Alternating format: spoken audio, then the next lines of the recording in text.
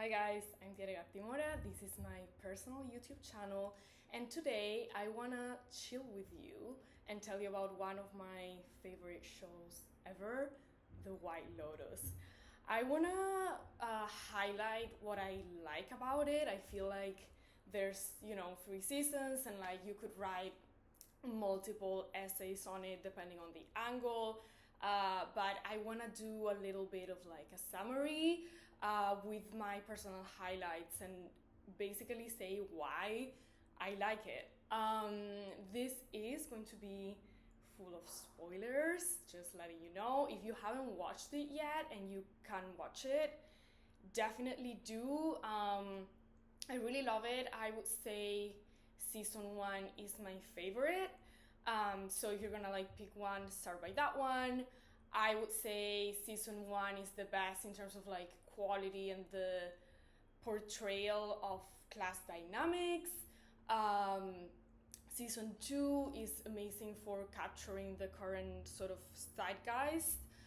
And season 3, I honestly think in terms of the portrayal of reality is perhaps the one that has the least quality, but I would say it's the most enjoyable to watch. I absolutely loved it. And I still think it's pretty great. I just think it's more fun, less insight, if you will. But anyway, I wrote about The White Lotus season 2 a couple of years ago for the Institute for Cultural Studies and Social Change, and I'm gonna read my own intro because I think I described it pretty well.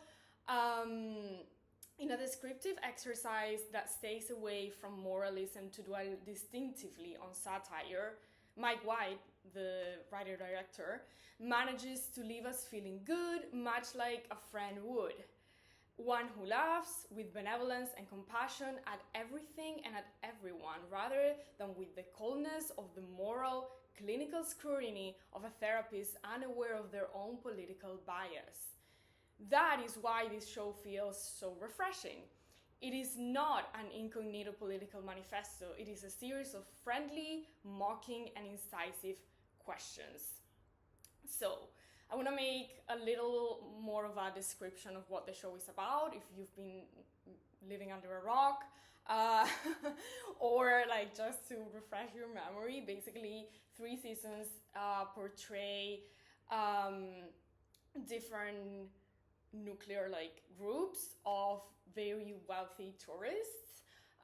There are kind of less wealthy like elements within them, but they're basically wealthy, very wealthy tourists that go to these like luxury hotels, and we also get to see the lives of the staff at the hotels. And basically season 1 is in Hawaii, season 2 is in Sicily, Italy, and season 3 is in Thailand. So that's the kind of overarching summary. That was my introduction, which kind of that's the gist of why I like the show. And just to begin with, I want to point out this is not necessarily like political, but it is something that I was really appreciative of, and I just wanna, I don't know, I guess there might be more people who kind of spotted the like subtle genius of this, and like something that to me is a little rare to see portrayed so well. You know that like melancholic state of anguish that you feel sometimes that goes on for like days when there's like a big decision or a big change, or basically something has happened and you're just contemplating from the least like easy place. Like it's a mix of like stasis and just utter desperation. You feel almost paralyzed. And I just want to say Timothy Ratliff, played by Jason Isaacs, hot by the way, and Rachel Patton, Alexandra Daddario, she's in the 1st season, he's in the 3rd season. These 2 characters, the way they accomplished that sense of, yeah, like melancholic anguish that goes on for days. To me, that was absolutely brilliant. I don't see it portrayed often, that level of just like disgrace and contemplation put together. I just wanted to say that really stood out to me as, I don't know if, I don't even know if it was the performance, the character, probably a blend of the two, like what the author like wanted to convey, but also what the actors did with it. Brilliant. I loved it. I remember like various points in my life that I've been like in that state, and I definitely, like Rachel especially, definitely kept coming to my mind, like when she sits on the bed and she's deciding whether to like basically break up with her just married husband or not, and go back to her like economically, you know, tough life. And she like sits on the bed, she's like just gazing into nothingness, and she goes like, I think I've made a terrible mistake. I've been there. Like, I've been there. It's amazing. You should like watch the show, even if just for that. So I want to read you guys a couple of articles from Jacobin about the show that I thought were great, and also want to read you my own article about it. So basically, I'm gonna start with The White Lotus is a Perfect Satire of Today's Rich by Alex Hochuli on Jacobin, like I said. And so basically, he starts by talking about one of the families that is a guest on the White Lotus.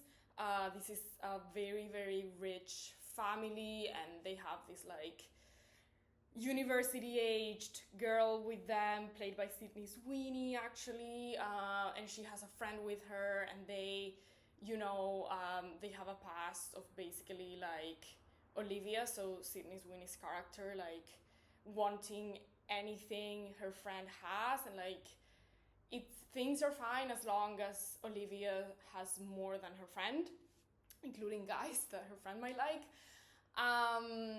And both girls are pretty insufferable and like really like woke elite university types.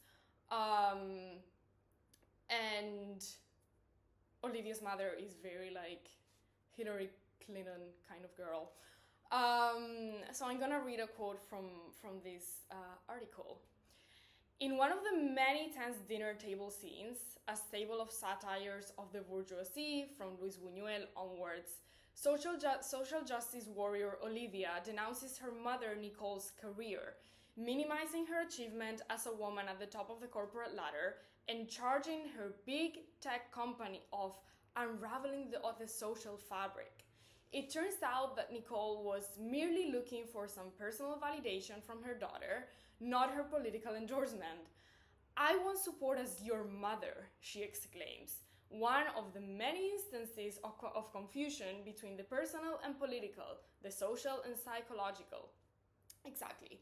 I love that observation. I think that is part of the brilliance of especially season one. Like, it really highlights, especially through the Olivia character, how like her political life is her private life. So it's not that she understands her life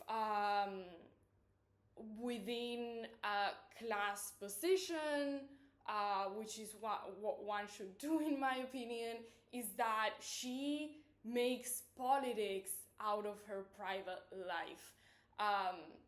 So basically, any occasion is good for creating a political interaction where like you become sort of an agent of differing opinions, and you represent a certain identity rather than you recognizing that whatever is happening to you is happening because of your material conditions, which is a totally different thing. And so she's just basically doing it wrong.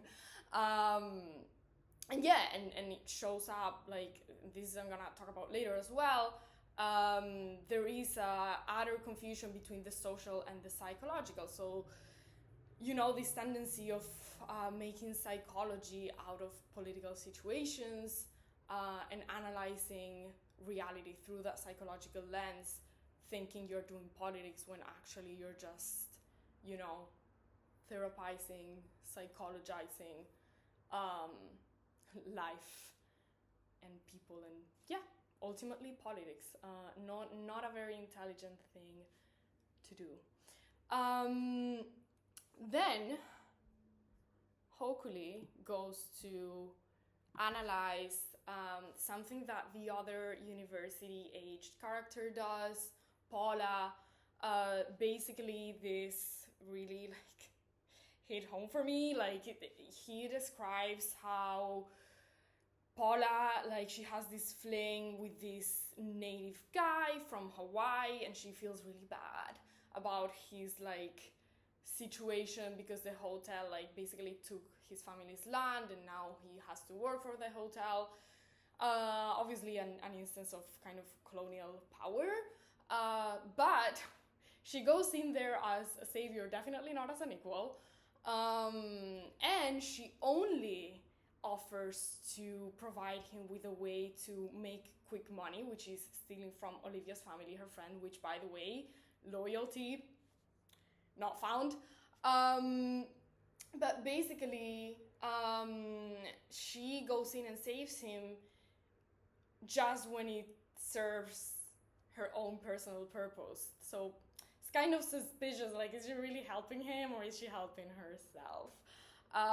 So Hokuli writes, to save Kai, the native guy, she devises a plan for him to steal a pair of Nicole's, the rich mother, bracelets worth 75 grand each, thereby exposing him, not her, to a great deal of risk. She only does so, however, once she learns Olivia had been flirting with Kai, trying to steal him out from under her.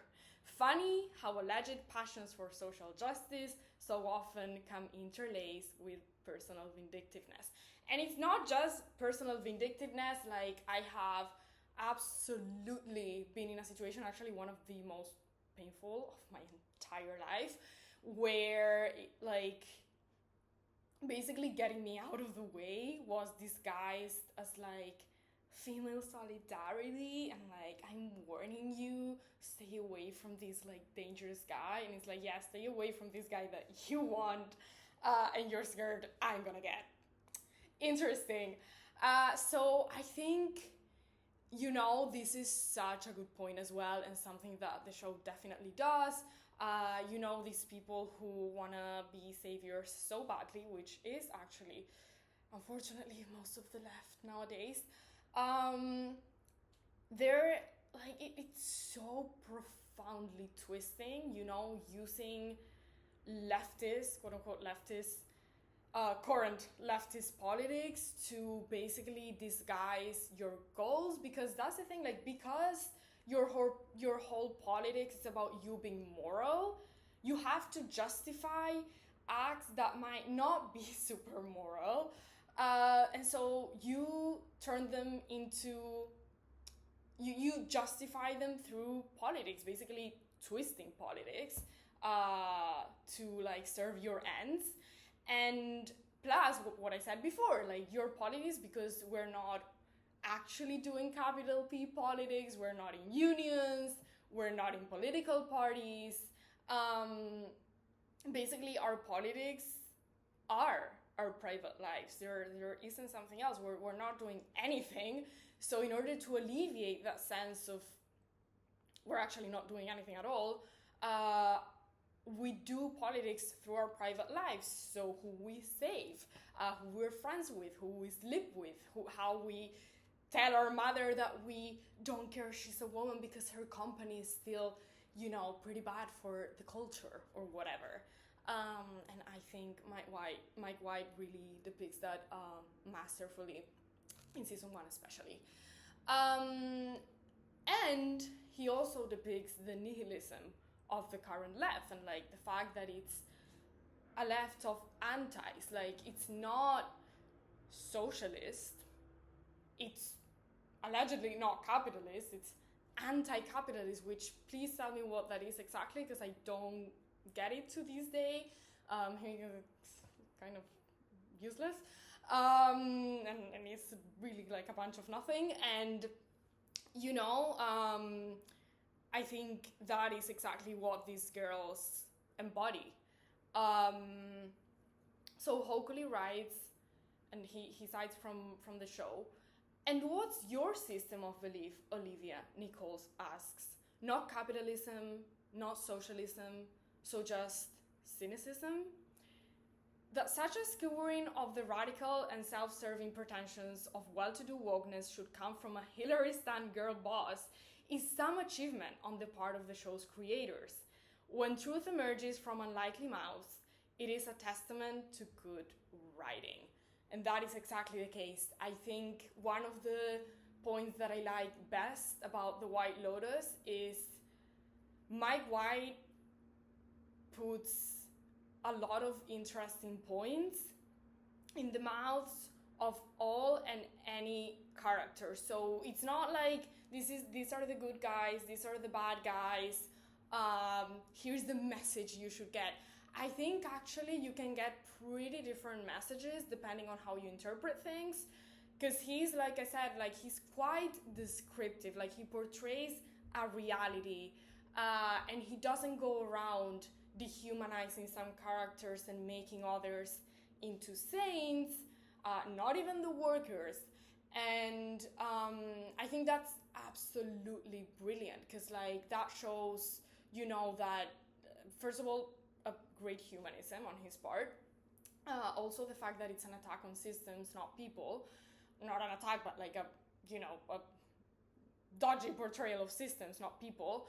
And those people are people. Like they're not like, I don't know, Triangle of Sadness, where like you have these robots. Like you have actual people that you should maybe listen to. And like this point specifically I love, because it goes to show like, you know, it's not just the libs, quote unquote, that are the problem. It's not just like the Hillary Clintons of the world.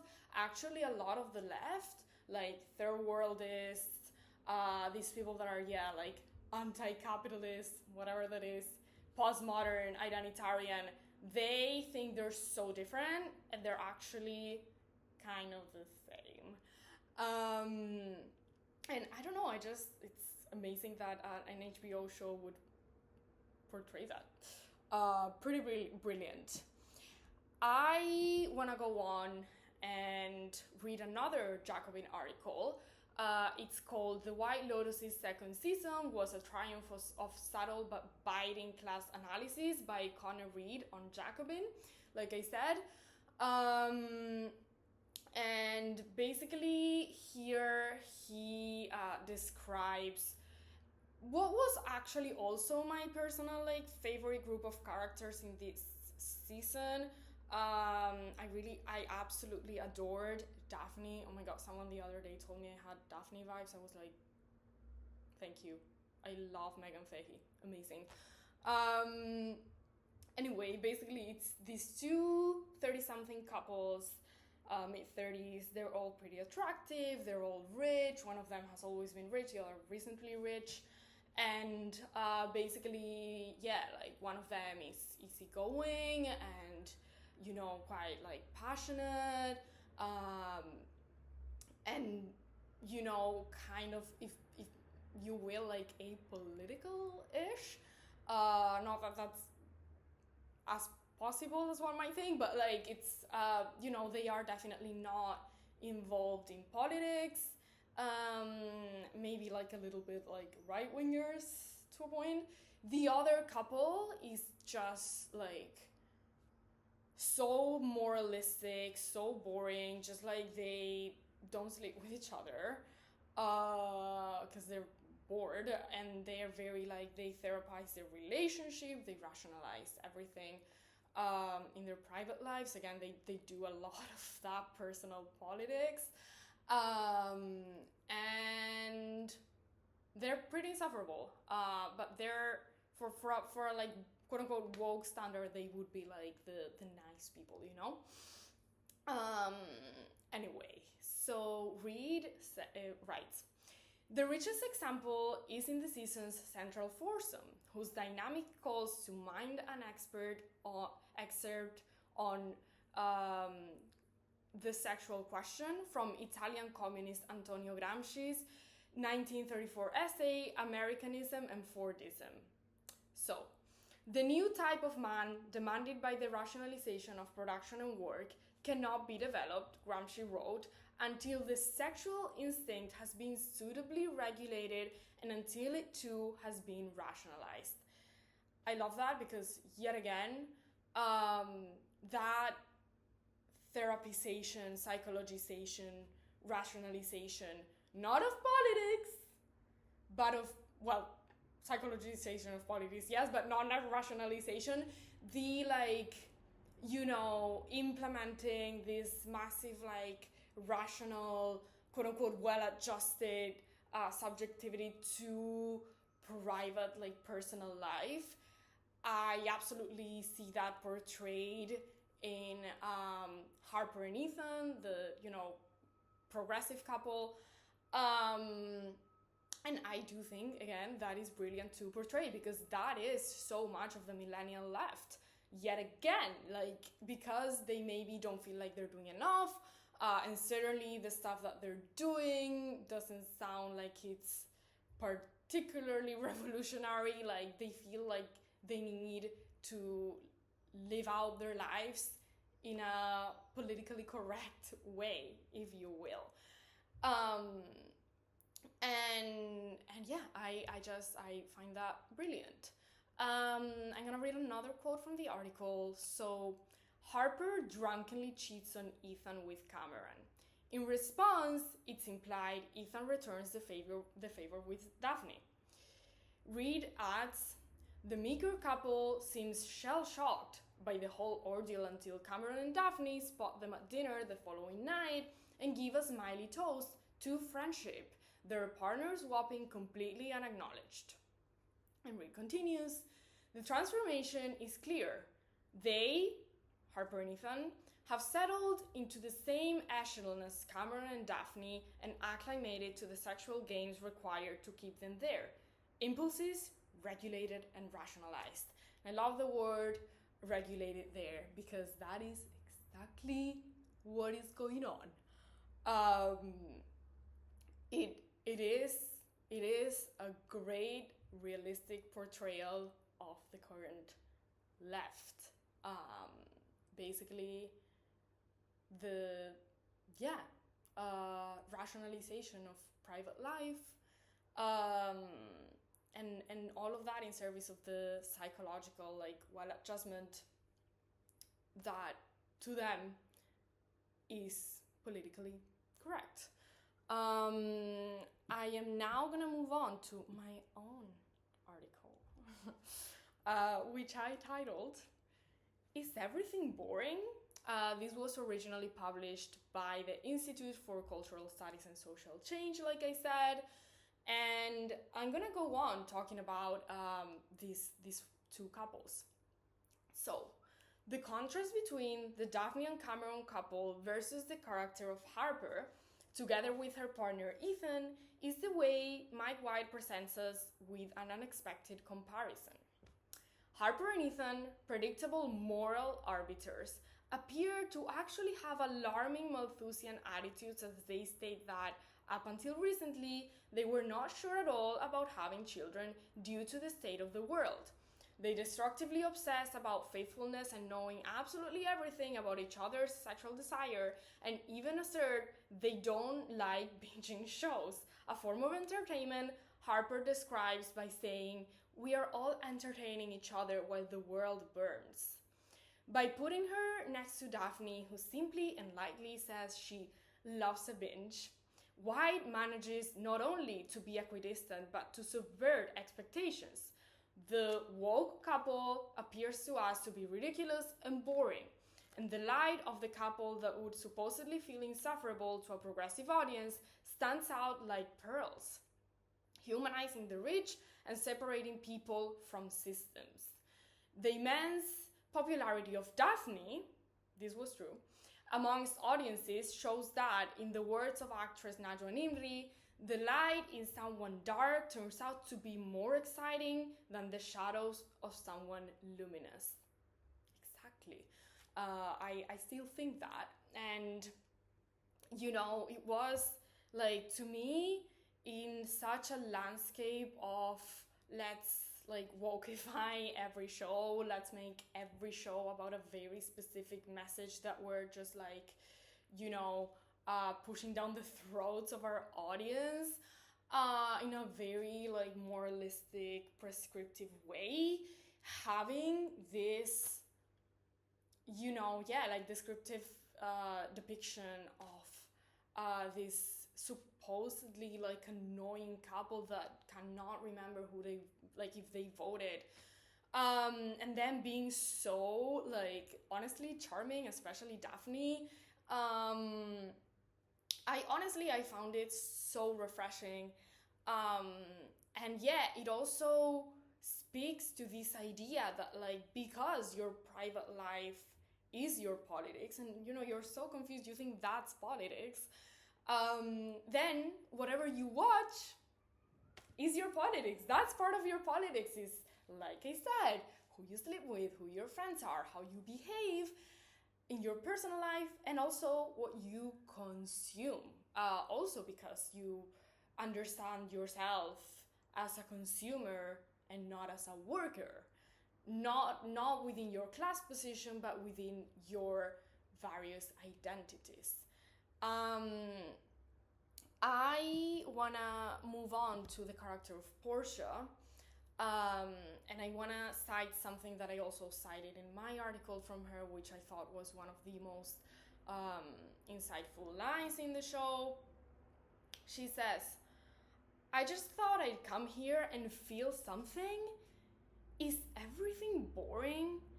I just feel like there must have been a time when the world had more, like mystery or something. And now you come somewhere like this and it's beautiful and you take a picture and then you realize that everybody's taking that exact same picture from that exact same spot and you just made some redundant content for stupid Instagram and you can't even get lost anymore because you can just find yourself on Google Maps."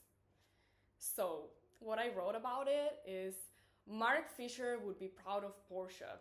Through her eyes, even Cicely ends up a boring, anonymous, and aseptic non-place in a world frozen in a naturalized moment of pain. Margaret Thatcher might also have been a Portia fan. The claustrophobia of there is no alternative haunts the young woman throughout the show. So this girl, for those of you who maybe haven't watched the show, she is like a 25-year-old assistant to one of the very rich guests, the iconic Tanya, Jennifer Coolidge, of course. And this is, again, such a great portrayal of millennials and Gen Z. And she is, supposed to be like progressive, because that's what you're supposed to be like cool, but she very much spots the bullshit, and I love that about that character. Like, she's sick of it. She recognizes that places become non-places, which I talked about in my first video, especially, by the way. I will leave the link down below. And it's this concept that Mark Fisher talks about, these places that are everywhere and could be anywhere, like airports, train stations, shopping centers, etc. Like, it's a place that is for commercial purposes and it has basically no character, and it's almost like through that becoming the copy of a copy of a copy through those like redundant Instagram content posts. Cicely has almost become a non-place. It has lost its character, maybe because the industrialization, I don't know. But basically, I think, again, that is a brilliant portrayal, and there is that frustrating sense of end of history and there being no alternative. It's very claustrophobic, and I love that character. She also makes other comments that are, I think, like pretty interesting. um, and like she like dwells between this saying to like Tanya, like, you're not supposed to say the word gypsy, but then she goes and she's like like she thinks she should like pursue this young guy she meets, Olby, because like he went to a good union, he's not non-binary. Like she really seems to be frustrated with the zeitgeist. Yeah, and just wants someone who's like got nothing to do with the discourse, which by the way can relate, especially if it's Leo Woodall. Not gonna lie, but yeah, I love her. I'm gonna go to season 3. So like I said, I do find it the one that is the least faithful to the zeitgeist, if you will. I don't see so much of our current situation portrayed in it, but I do see how it went a little bit back to like this more sort of Greek tragedy, Shakespearean sort of story, and to me it was the most enjoyable to watch. Like just honestly, like to me it was delightful. I don't understand the people that are saying they were bored. I have some problems with it, but it's not that it was boring. So I'm gonna start from the 3 ladies. Like one of the groups that goes to Thailand on vacation is 3 ladies, Carrie Coon and another 2 gorgeous actresses, to be honest, Michelle Monaghan, I think, and Leslie Bibb. They're 3 lifelong friends and obviously very rich. They go, and I think one of the points that I quite enjoyed was one of them, basically there is a possibility that she voted for Trump. It's not totally clear, but the reaction, like the scandal that was for her other 2 friends, I thought that was a brilliant thing to portray. Like when she says, like they ask her, like they were like, you didn't vote for Trump, did you? And she goes like, are we really gonna talk about Trump tonight? I thought, what a great, like simply great line. Like that is such a good question. It's like, you really wanna like talk about Trump at a hotel when you're on a holiday? Like to me that is almost a sign, and like Hochuli kind of hints at something like along these lines in his article. It's like, you're on vacation. Like to me it's like vacations when you're like a wage worker are so precious. Like you just want to have fun, you just want to relax, you want to use your time, you don't want to like be doing politics, like, and if you do, like you're kind of a weirdo. Like we have to acknowledge, by the way, like politics is weird, like not everyone is into it.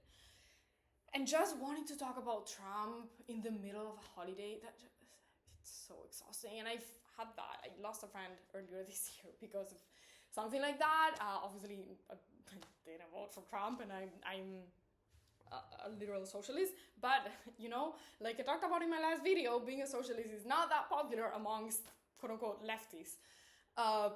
Tragic. Kind of shows you where we might be having an issue there, doesn't it? But anyway, basically, like, that sense of scandal and, like, also of, like, basically, like, throwing away your free time, great thing to portray. I love that. There is another scene with them that stood out to me, and it is, like, pretty much the final one of them. This dinner scene, Lori, played by Carrie Coon, says, "Work was my religion for forever, but I definitely lost my belief there. And then I tried love, and that was just a painful religion, just made everything worse. And then, even for me, just like being a mother, that didn't save me either. But I had this epiphany today. I don't need religion or God to give my life meaning, because time gives it meaning. We started this life together. We're going through it apart, but we're still together. And I look at you guys and it feels meaningful. So I talked about this also in my first video. I brought it up. And I love it because this, to me, is an ode to stability, loyalty, and shared history in times of displacement, disposability, and atomization, and ahistoricity. My grandma, I love her, she's 95.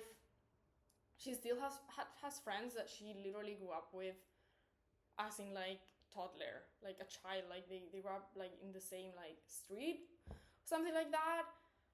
When she says that, I'm like, oh, I'm so jealous. Like, I grew up in a place that I kind of hate, and I mean, and a ship.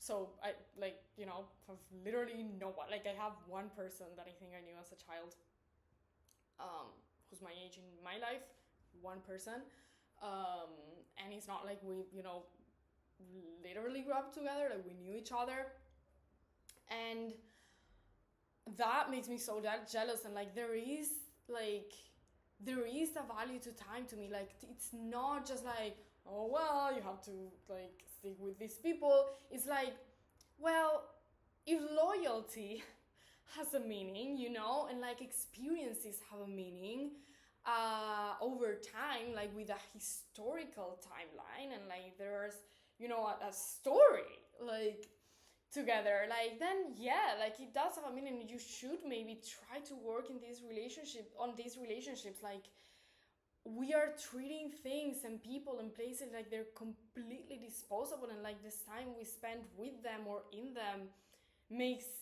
has no meaning or no weight at all. And that is sad, and also not great for politics, because it's just like you're like politics shopping, like going from organization to organization and actually getting nothing done because you have no alliance, no real loyalty to anything or anyone, or there's just no weight anywhere at all. We're just floating mid-ocean. And I don't know, this idea of time gives it meaning. I thought that was pretty beautiful. I want to say something negative actually, because this could be the worst of all if it's like to be taken like unironically. And the thing is, like I said, the thing I like about the White Lotus is there is that ambiguity where like there can be so many different interpretations of what happens and what is being said, in my opinion. But Belinda, this like masseuse from season 1, she comes back in season 3, and she basically, Tanya, this rich lady, like led her on. She made her think that they were gonna like open like a spa thing, and then of course Tanya just like forgot about her, and like nothing ended up happening there. And so this lady, this masseuse, like she was devastated by this. She's back in season 3, and like in the beginning she makes a comment which I was like, again, I hope that's unironic, because it would be such a downgrade from like a class focused show. Basically, she gets to the hotel in Thailand for like a bunch of like courses in her job, and she sees like this black, I think like couple enter. They're evidently rich, and she's calling, I think, her son, and she says like something like, I saw 2 black people and they weren't staff. It's just like, oh god, I see where your solidarity lies, and it's not class solidarity. Like it's like, really, like your goal would be to like ascend in like this social like ladder, like get a higher status within a completely like effed up system.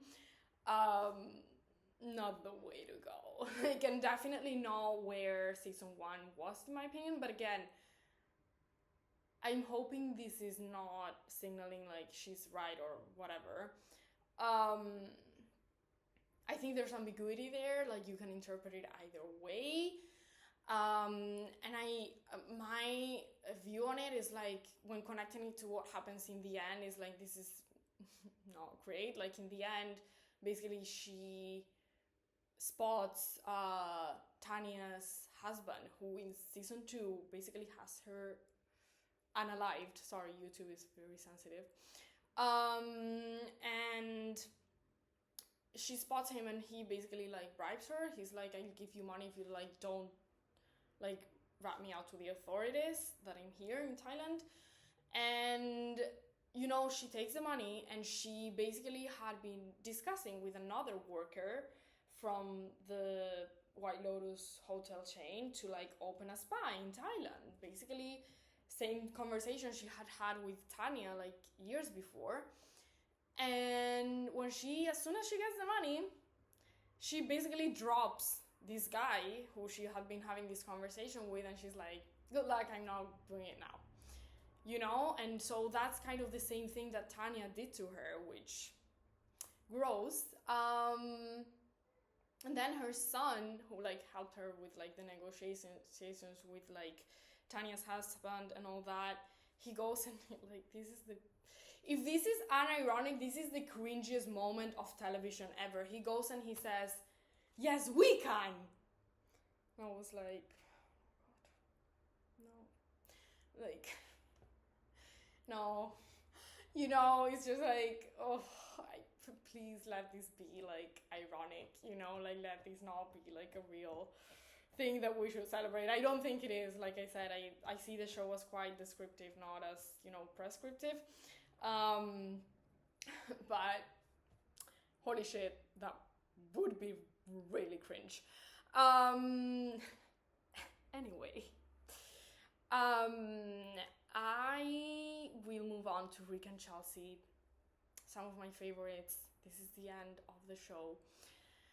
And basically they're played by Walton Goggins and Amy Lou Wood. If they were not like having a thing during the filming of this, they're like amazing actors, because it really looked like they were having something off stage. Anyway, I love their love, to be honest. Like, I think it's brave kind of to portray a situation that could be viewed as toxic. He's like 50, she's like barely 30. Age gaps are not really like celebrated right now in like the culture. And also he's quite like shut down. She's very giving. And you might say there is like a lot of like it's not a very balanced relationship. I can definitely see how like she would not be like she's not treated as well as she could be, let's just put it that way. But I do see great feeling, especially in her, but like I do love that gets to be portrayed. Like not love to me is not about like being deserved. Like sometimes that is absolutely awful, but to me there are like bounds within which we can like move, and like it's still worth portraying, and it's still quite interesting. And to me, this does make this relationship more like akin to like a Shakespearean situation or like a Greek tragedy, and I like that. I think that's an interesting choice. And also this sort of like this love beyond time and space. Like at some point, Chelsea says about Rick, he's like my child. I love that, because it's like, even like this show does talk about like a little like reincarnation maybe. It hints to that, and like to me that would be like, that could be a possibility, and I would love that. And like I think that is so interesting, and like just like de-rationalizes love, which I don't think it's a part of life to be rationalized. She says, you're not gonna get rid of me that easy. If you kill me, I'll follow you into the next life and the next. You'll never get rid of me. I love that. I don't see that portrayed often again. Like that is rare. And it was a big fun. I think the end directly recalls Ophelia. Basically, Chelsea gets unalived because of Rick's actions. He goes and he like shots the man he thinks killed his father, and it's actually his father. And in the shooting ensues basically, and obviously Chelsea gets a bullet and she like dies, and he dies too after this, because they end up getting him too. But basically, like, she, first of all, they fall in the water, so one of the very last scenes is them floating, which is Ophelia's image. But like, she is this like young female character tangled up in a tragedy in which she's the least powerful agent, right? There's almost this like repetition compulsion. She does tell him at some point, if something bad happens to you, it happens to me. She's not willing to be left out of his story, and that includes his pain, his suffering, and his like tragedy, like this inevitability of demise, you know, of death and of downfall. And you know, like, I love in a way that she like is willing to put herself on the line. She's not giving up. She's extremely loyal, and you know, kind of like Ophelia, like she becomes entangled in this tragedy where someone's father has been killed, and it's the end of history, and like it feels like, you know, you're in the midst of melancholic stasis, just like contemplating, you know, the human condition and death and what is to be done, but actually doing nothing, or desperately messing things up.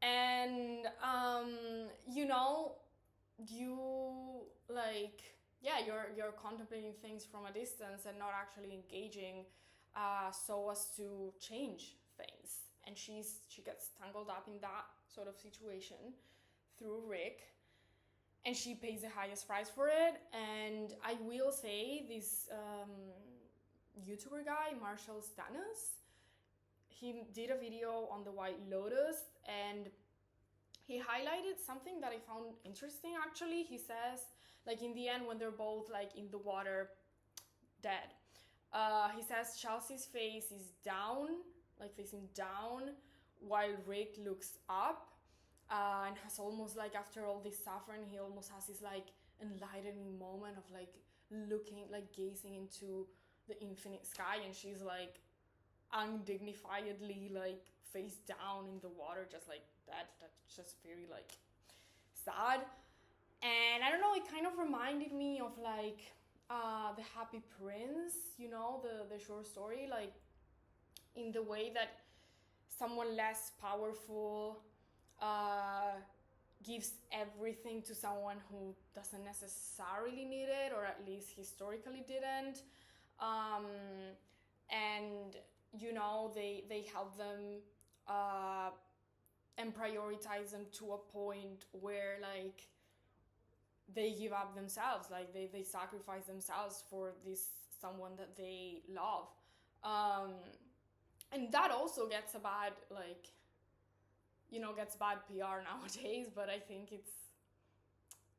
it's a part of love, and like it deserves to be like acknowledged and narrated. And I don't know, I find it honestly pretty interesting. So I love that this got portrayed. And I want to end bringing back Class, which I would hope the show refocuses on. I honestly don't think it will, but like I still think that was the best part of it. And again, it was season 1, honestly. Like, they're all good, but season 1 probably best. Hokuli in Jacobin, just to go back to that, says The White Lotus is a perfect satire of today's rich. That's the title. And here's the last quote that I want to read. Class is not about inequality. It's about unfreedom.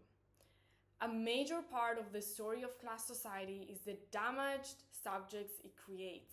Like in Parasite, the staff, the downtrodden, the downstairs to the rich guests upstairs, are not good victims, or good because they're victims. They have their foibles and their damage too. But we sympathize because their agency, their freedom is far more circumscribed than those they serve. 100%. I loved that. It's a brilliant point. That's exactly right?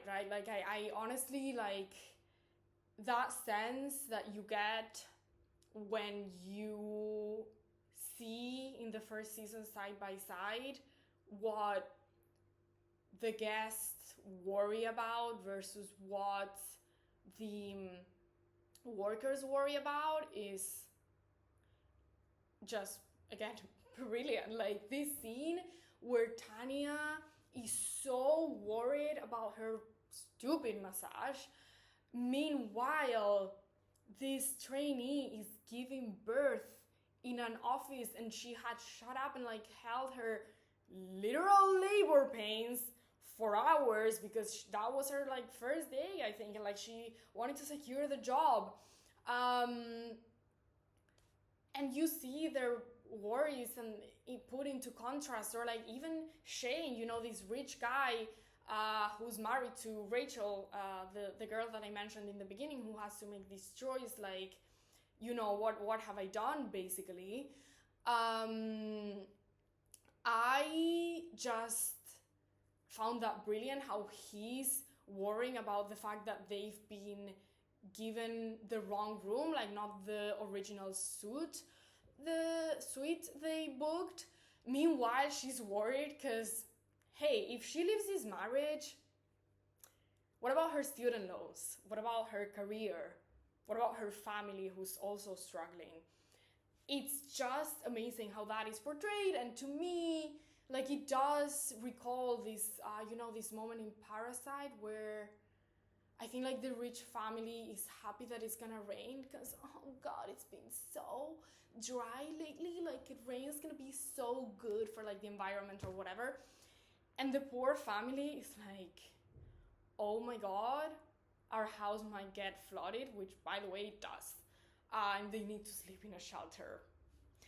And yeah, that is brilliant portrayal. I want to end on a quote which I adored. Basically, Armand, the hotel manager in season 1, quotes Alfred Lord Tennyson, and I didn't know this like poem before I watched the show, and I've had many points in which I've like had it in my mind, like come to mind in different situations, and I love it, and I want to end on that point. He says, "Hateful is the dark blue sky, vaulted or the dark blue sea. Death is the end of life. Why should life all labor be?" I love it. I love this show. I hope you guys watch it. There's obviously a lot more that can be said about it. Like I said, I wanted to bring up the highlights, talk about it. I'd love to know what the writers of these articles have thought of season 3. I'd love, for them to also compare between the various seasons, but I would say I find myself in a lot of agreement with the observations, and like I said, Mike White, quite brilliant. It's a great portrayal of our zeitgeist. Cannot wait to see more.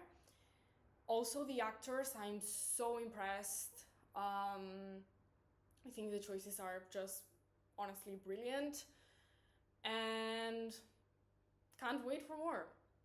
I do love a binge. Anyway, see you guys soon. Please subscribe, like, and ring the bell for notifications to support me. And watch the White Lotus.